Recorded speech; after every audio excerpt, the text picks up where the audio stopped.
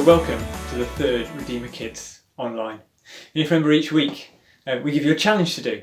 Last week's challenge was to take very simply a piece of paper and fold it, scrunch it, do what you like, to mean that when you throw it, it goes as far as possible. So the simplest thing to do is just scrunch it up and then try and throw it. Or you could do something a little bit more elegant. You could make a paper aeroplane like this. And again, just throw it and see how far it goes. So that was last week. This week, another simple one for you. Just take a 2p piece, if you've got one, put it on a hard surface with your fingers and thumbs. What you're just going to do is spin it. Oh, fell off the table. Let's try that again.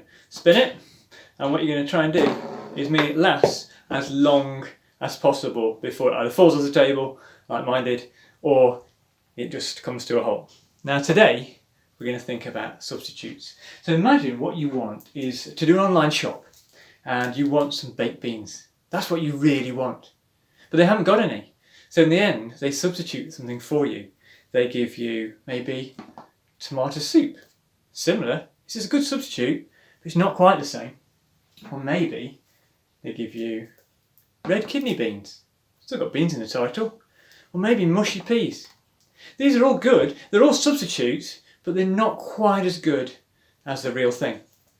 But I'm going to do a story. Now it's a made up story, but you'll realise why I'm going to say it at the end, which talks about substitutes, but this is going to talk about a perfect substitute. So this is Barry. Barry lives at home with his mum and dad, and he's a good kid. He always does what his mum and dad say. So if they say, go and tidy your bedroom, he'll go and tidy his bedroom. But one day he met up with some new kids and they took him down a road that he shouldn't have gone down. They were a bad influence on him. He started off really small. Maybe he would just lie to his mum or dad, or maybe instead of going to school he would sneak off with his new friends down to the park. As he got a little bit older, he did some other stuff. He would steal some money out of his mum's purse, or at school he would bully people, or, as you can see in the picture, he would be a little bit unkind to next door's cat. As he got older, things got worse. Barry did things that he really shouldn't have done. He would steal from shops, and one day he broke into the local bank and stole a huge bag of money. But the thing that Barry loved doing most was having a fight. And he wouldn't just have a fight by himself. He would get all his gang along. And by this point, he was the gang leader. And he would go into a local town and he would take his gang and they would go and find some unsuspecting people in the town and he would start a massive fight. And one day, that's just what he did. In fact, it was such a big fight, it would be called a riot. And of course, Barry was right in the middle of the whole thing. And it was really, really bad. So bad though, that Barry, he didn't mean to, but accidentally killed someone.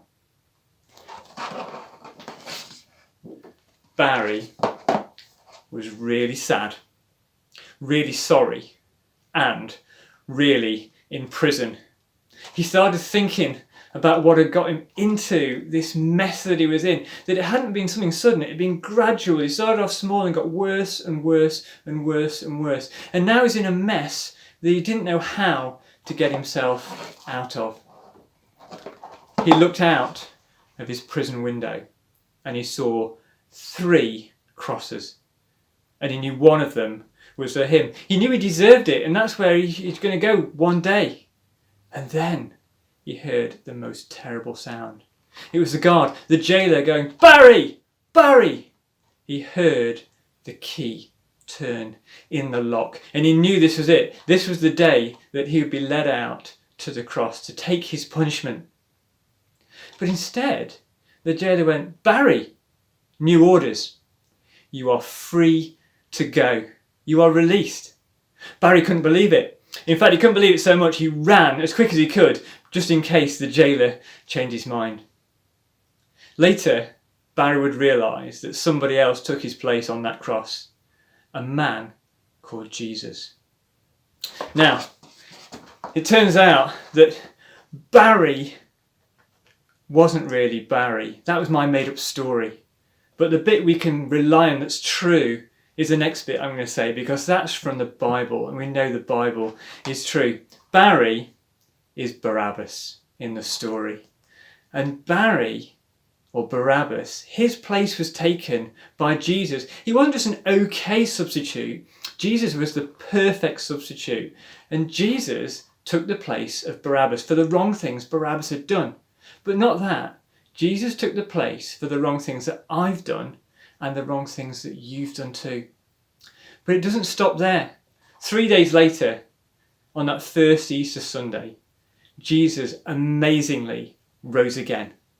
The job was done.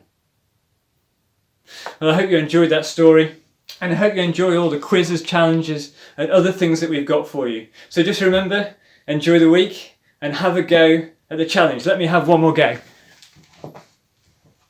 Let's see if we can spin this coin. See how long you can make it last for before eventually it comes to a hole. It's the best I've ever done. Have a good week, all of you. See you next time.